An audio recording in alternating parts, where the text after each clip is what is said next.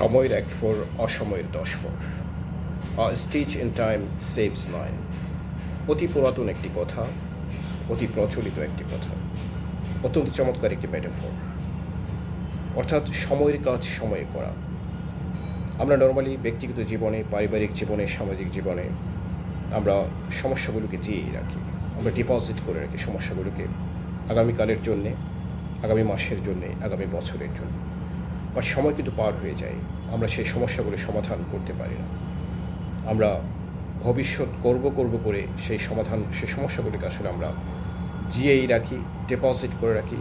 ফলে বিশাল একটা সমস্যার পাহাড় দাঁড়িয়ে যায় এবং সেই সমস্যাটা আলটিমেটলি একটা পর্যায়ে গিয়ে আনসলভেবল হয়ে যায়, ইনসারমাউন্টেবল হয়ে যায় এবং বিশাল সমস্যা আকারে আমাদের সামনে উপস্থিত হয়।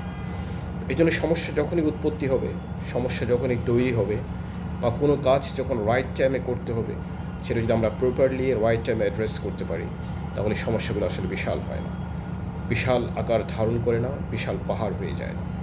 এই জন্য আমাদের যে ব্যক্তিগত জীবনের যে আসলে চর্চা, পারিবারিক জীবনের যে চর্চা, একটু একটু করে জিয়ে রাখা, সেই চর্চা থেকে আসলে আমাদেরকে বের হয়ে আসতে হবে। বের হয়ে এসে প্রপার টাইমে রাইট প্রবলেমগুলো আমরা রাইট সলিউশনের মাধ্যমে সমাধান করতে হবে। সেটা যদি আমরা সমাধান করতে পারি, আমাদের ব্যক্তিগত জীবন, পারিবারিক জীবন এবং সামাজিক জীবন অনেক বেশি সহজতর হবে। আমরা সময়ের মালিক নই, we don't won the time. আমরা সময়কে কিন্তু ধারণ করতে পারি না, বাট আমরা সময়কে ইউটিলাইজ করতে পারি। আমরা সময়ের কাছ থেকে অনেক ভ্যালু কিন্তু আমরা নিতে পারি, অনেক ভ্যালু কিন্তু আমাদের জীবনে অ্যাড করতে পারি।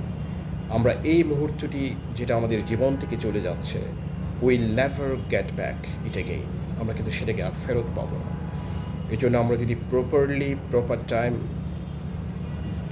ইউজ করতে পারি, ইউটিলাইজ করতে পারি, তাহলে ডেফিনেটলি আমাদের জীবনে কিন্তু ভ্যালু অ্যাড হবে এবং আমরা অনেক বেশি ভালো কাজ করতে পারবো। কারণ বলা হচ্ছে সময়ের 1 ফোর, অসময়ের 10 ফোর। একটা কাজ এখন আমরা রেখে দিলাম ভবিষ্যতের জন্যে, সেটা কিন্তু আর আমরা সেটা সলভ করতে পারবো না। ভবিষ্যতেই নির্ধারণ করে। এই জন্য প্রপার টাইমে আজকেই এই মুহূর্তে যদি আমরা সময়গুলো সলভ করতে পারি, সমস্যাগুলো সমাধান করতে পারি, তাহলে কিন্তু সেটা সলভেবল হয়, সামাউন্টেবল হয় এবং ইজিলি আমরা সেটাকে অ্যাড্রেস করতে পারি। এই জন্য আমাদের চেষ্টা থাকবে, সেটা আমাদের ব্যক্তিগত জীবন, পারিবারিক জীবন, সামাজিক জীবন, দাপ্তরিক জীবন, আমাদের অফিসিয়াল লাইফ, প্রত্যেকটা ক্ষেত্রে আমাদের এফোর্ট থাকবে আমরা যেন রাইট টাইমে রাইট প্রবলেমগুলো রাইটলি সলিউশন করতে পারি। তাহলে কিন্তু আমাদের জীবন অনেক বেশি সহজ হবে, অনেক বেশি সহজতর হবে এবং আমরা একটা up to the mark, up to the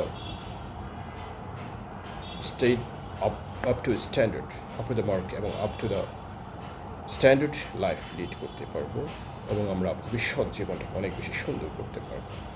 কারণ আমাদের উচিত সমস্যার মধ্যে বসবাস না করে সমস্যাগুলো ছেড়ে দেয়া অথবা সেটাকে সমাধান করা। তাহলেই আমাদের জীবন সুন্দর হবে। ধন্যবাদ।